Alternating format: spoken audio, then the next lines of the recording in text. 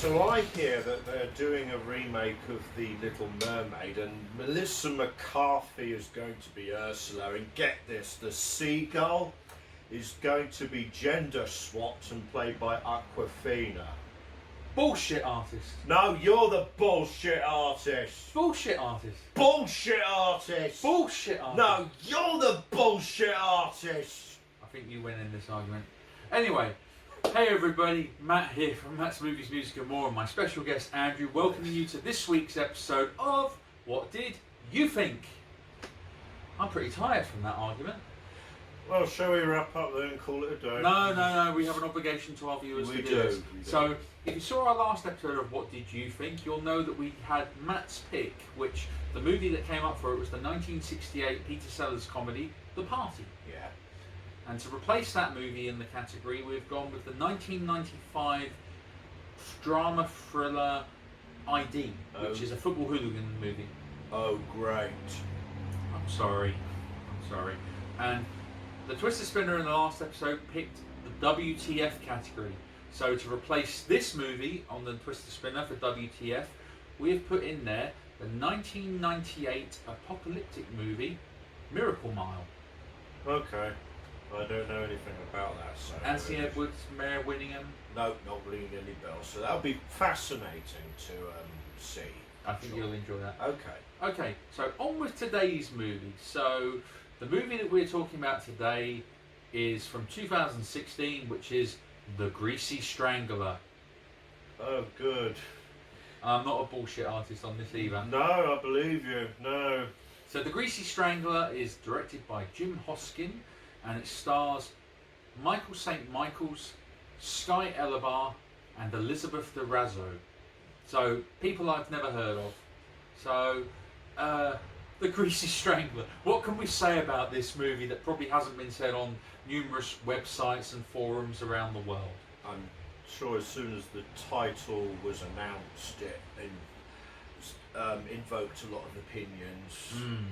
So, can we do a little bit of a plot here? You want to know what happens in The Greasy Strangler? Yeah. Are you sure you want to know what happens in The Greasy Strangler? Yes. All right. There's these two obese, weird, nasty-looking guys. Big Ronnie and his son, Big Braden. Yeah, that's you know what kind of movie we're in for already. They do as well as dressing up in pink sweaters and pink skirts, they do a disco facts and legends of LA walking tourism tour. Usually from the looks of things around the scummy low-grade part of Los Angeles, but Big Ronnie especially conducts this tour because he claims he personally knew people like the Bee Gees, and he had a friend. He was good friends with Michael Jackson, so he knows where they hung out and where they came up with the name of. They came up with the name of this song in this door right here. Well, what were they doing standing in that door? I don't know. They were waiting for pizza or something. Big Braden wants to be. He's a bit of a sad sack. He wants to be a space fantasy author, but he's living with his dad, and it's very much a codependent. You ran away from your mother because she lives with a arsehole named Ricky Prickles, who we never actually see. Yeah. His father tolerates him being there, even though he's constantly calls him a piece of shit and treats him badly and sort of threatening him with eviction all the time. But Big Braden knows how to cook Big Ronnie's food because Big Ronnie likes greasy food. He loves grease. He loves acres, slashings, great big juicy portions of grease to an unhealthy degree. And in an early conversation in the movie when he's cooking him breakfast with bacon and sausages with big slavering grease, Big Ronnie says, you, out of nowhere, says, you probably think I'm the Greasy Strangler, don't you?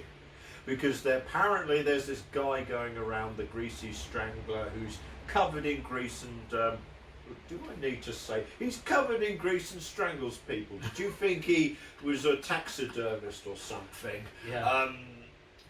This mysterious killer who nobody knows who it is, but Big Ronnie says, nah, I'm just bullshitting you, I'm not the Greasy Strangler. But spoilers, I mean, it's the very next scene, it's like 10 minutes into the movie.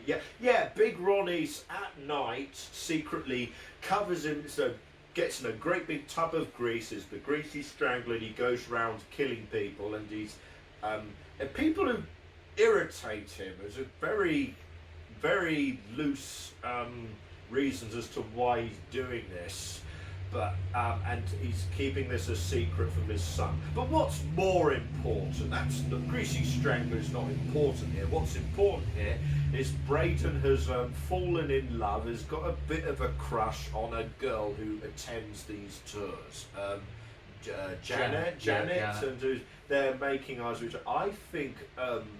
I think I'm in love with her, Dad. Bullshit! And I want to see her, and I don't want you to meet her, Dad, because I know you're a smoothie. And so Ronnie clearly doesn't want Braden to have any part of this, to be with a woman.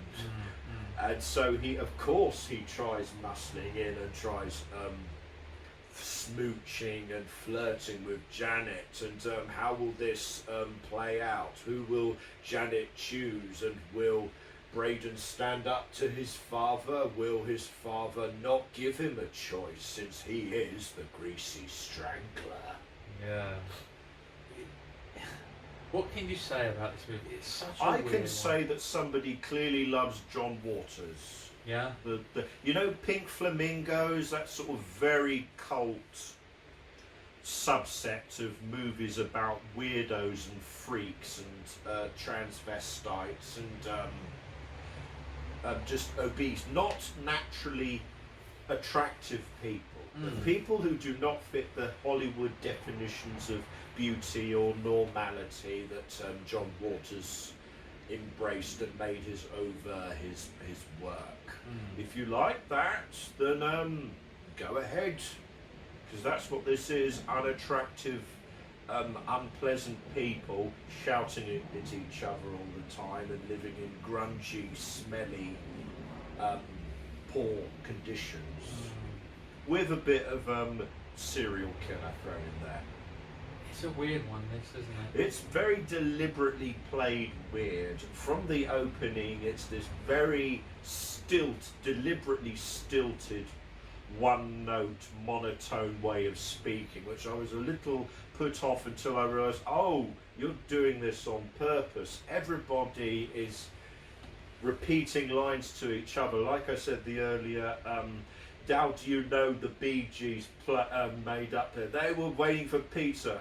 When do we get free drinks? There are no free drinks. Do you promise there would be free drinks? Well, bullshit. There are no free drinks, Mr. Sunshine. No drinks. We want free drinks. Free drinks. Free drinks. Kiss my ass. Yeah, kiss my big pimply ass. Yeah, then he pulls the trousers. Bugger off. Yeah. That is what most of the scenes in this movie are like.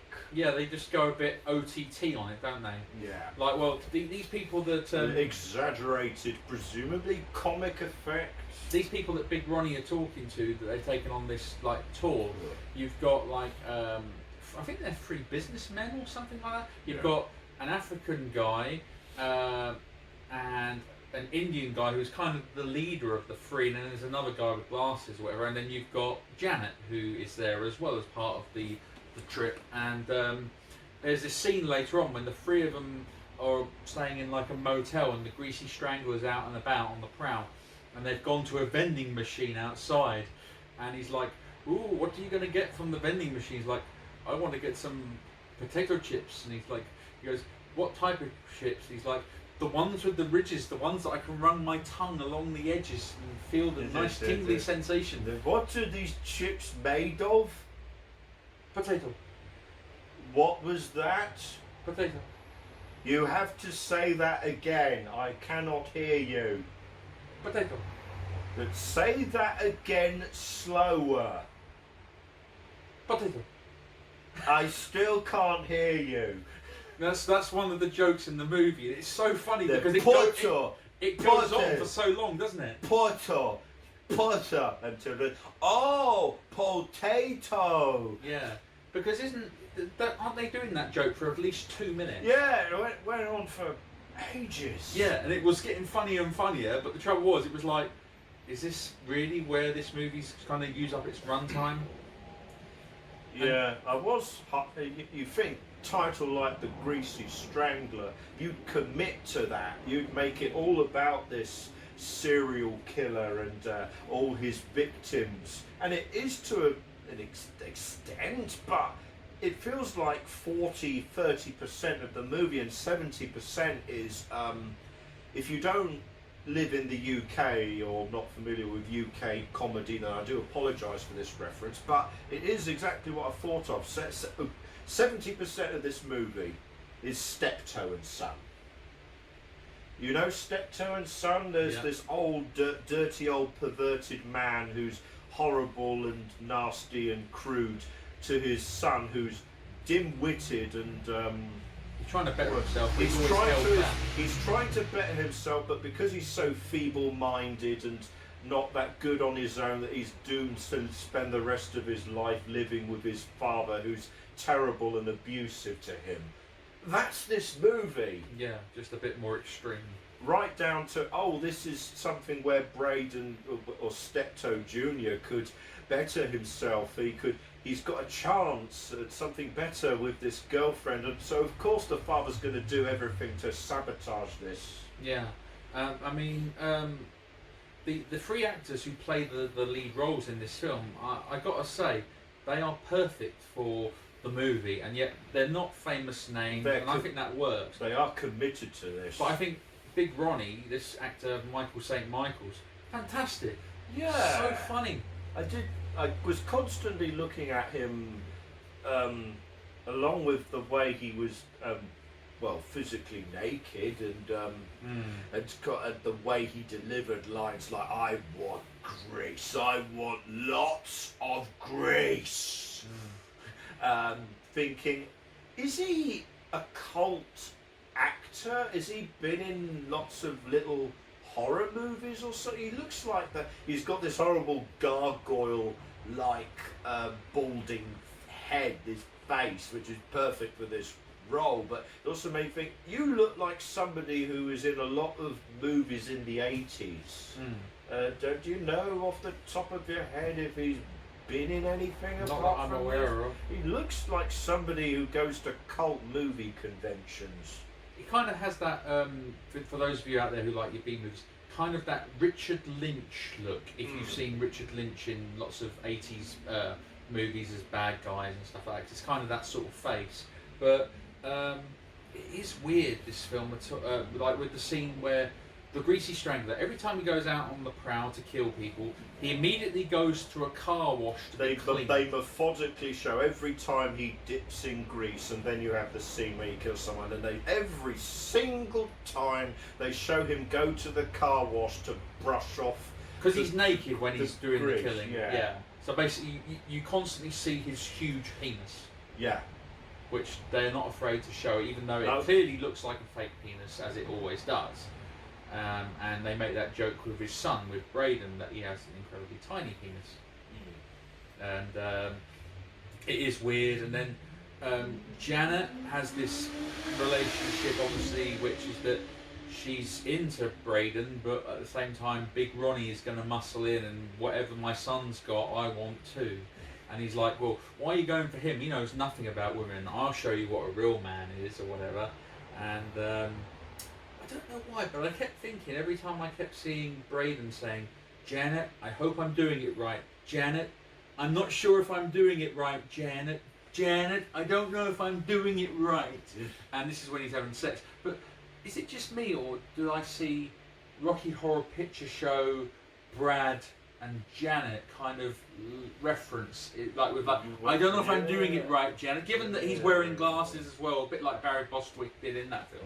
Is it just me? Yeah, with this movie, I am inclined to wonder, was that an accident, or is this made by people who grew up on these kinds of movies, and therefore it's a deliberate reference?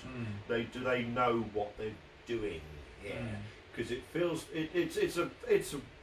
it's disgusting, but it's a very well made, well directed, deliberately crafted disgusting. It feels like one of those movies that was deliberately engineered. Like, this is a cult movie. This is going to be a cult movie. I am making this movie so it'll be played at midnight screenings. It will get a cult fan base. I think the problem the film has, though, is that it's too HD for my liking. I kind of think it would have been nice to have maybe had the filmmakers maybe trash it a little bit, make it look a bit more grittier, dirty. What, go the grindhouse, scratchy film? Yeah, I think that would have made it more believable, maybe, as well, and maybe feel like those 70s films. But given we live in high definition it would have totally worked. Yeah.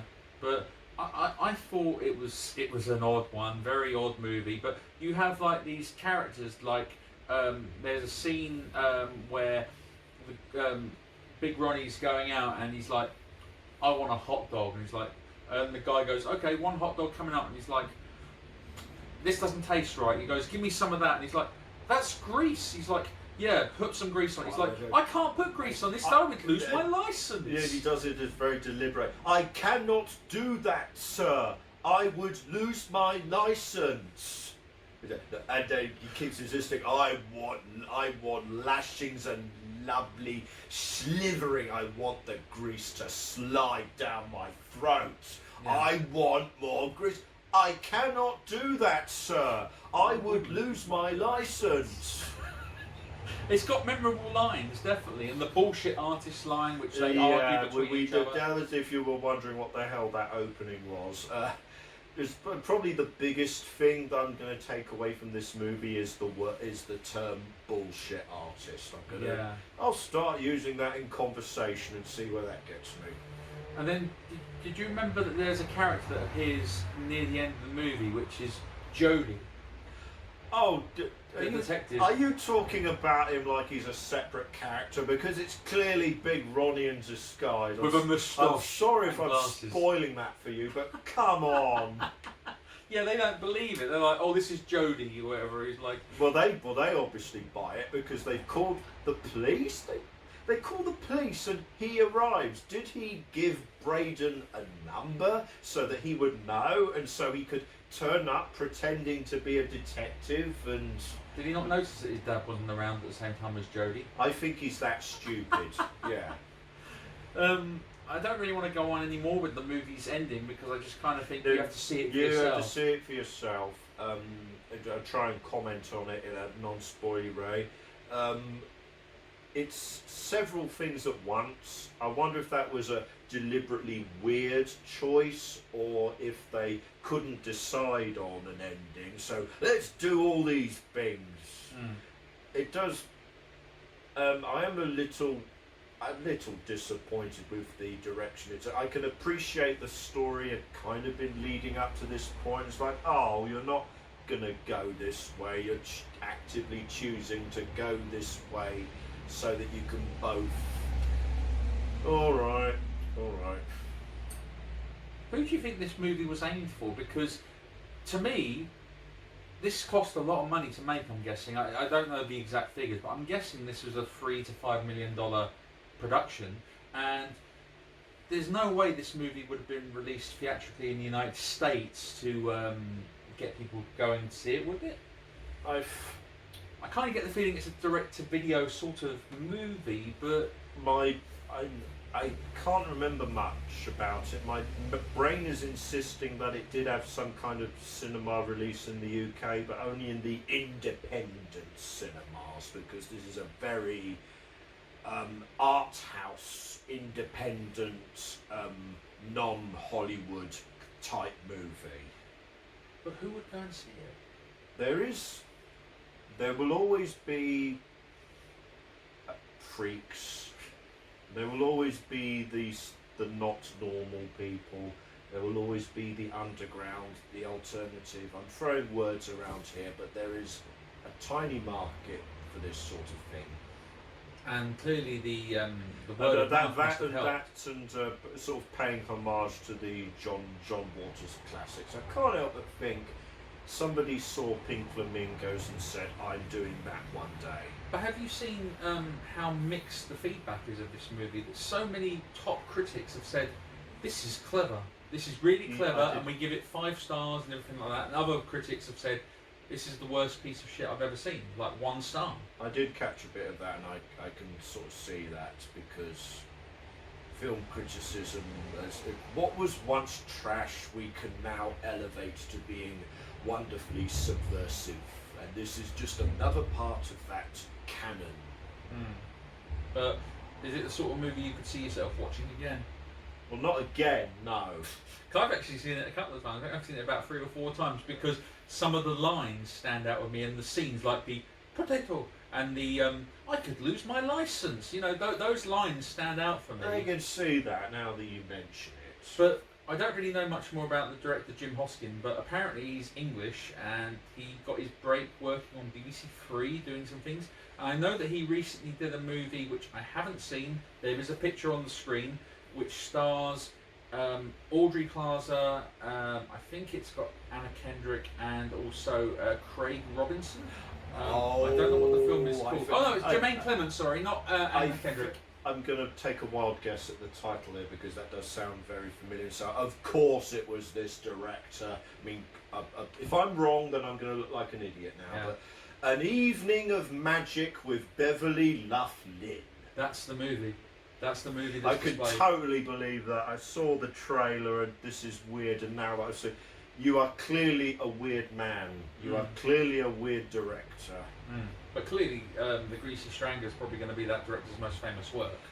Well, with a title like that, yes. Also, I imagine An Evening of Magic with Beverly Luff Lynn is harder to remember. So I can imagine this movie being shown, like we've discussed with many films on this channel. This could be a sort of, like in the 1990s, we used to have Saturday night television, which was like on Channel 4, British channel. Television after sort of midnight would be the weird anime and strange world cinema film. I can imagine this movie being shown on a time slot like that back in the 1990s. Oh, of course. Yeah. Of course. I'm not knocking that, because I enjoyed that a lot, and I think I would have enjoyed watching this as a young teenager, I think, 20 years ago. Also, a bit self-explanatory, but from my perspective, the Sci-Fi Channel in the UK in the early 2000s used to run a strand of films, odd films and banned music videos and stuff like that, called Headfuck. This is a Headfuck movie. It's even making me think of that classic Channel 4 show, Vids. This would have been perfect for that audience. Yeah. People that like that. So, yeah, I mean, I guess this movie's... I mean, it's probably sold well on DVD and Blu-ray. I reckon the word of mouth, people have gone out and seen it, and it's clearly made its money back. Definitely. Through word of mouth, I would have said. But, and its long-lasting legacy, maybe, with these critics that have to now go out and say, I did give The Greasy Strangler a 5-star rating, you know? Yeah. I have credibility. You have to live with that. So, anything else you want to wrap up on this? To try and wrap up, I'm sure we say this whenever there's a WTF movie, but you do have to be in the right tolerant mindset for this movie. A nighttime viewing, I'd say. Nighttime viewing. If you're not into naked freaks dangling their genitalia, Horrible bodies. Horrible, fat, obese, unattractive bodies, saying things in a very deliberate, repetitious, exaggerated, over-the-top way. I'm sure that could put a lot of people off within the first 10 minutes. So stick with it if you can. You will find something that's actually quite well made and. I had to react like that. Sorry. Well made for what it is. Yeah, but overall, it's not a great movie, but it's funny in places. I do have to give the director and the actors credit for going all balls out and dedicating themselves to a title like The Greasy Strangler. And they probably went out to try and make the most disgusting thing they could think of, right? Yeah. Why? Yeah. Okay. I've got nothing. Yeah, that's fine. So, yeah, that's The Greasy Strangler, I guess. Okay. Twist the spinner time. Okay then. So, without further ado, let's twist that wheel and see what it lands on for the next episode.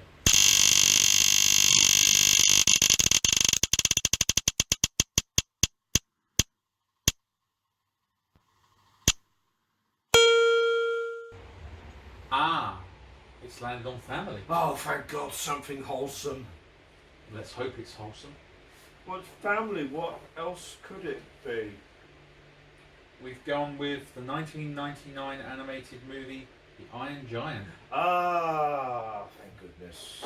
So from Greasy Strangler to that, yeah. So you're looking forward to covering that one? I'm finally looking forward to finally giving this a proper watch. Yes. Cool. So thank you everybody for watching our video today. What did you think of The Greasy Strangler? Is it something you enjoyed? If you did enjoy it, then you're a bullshit artist. Does that seem fair? Just insult my audience. Yeah. Sure choice. Yeah, and it's an okay movie for what it is, but we'd love to hear what you think of it. Don't forget to message us on our social media platforms. We've got Facebook, Twitter and Instagram, as well as the YouTube channel.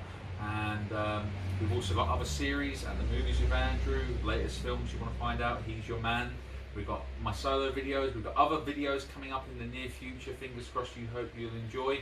And anything you want to say before we say goodbye? That girl in this movie true is a hooty tooty disco cutie.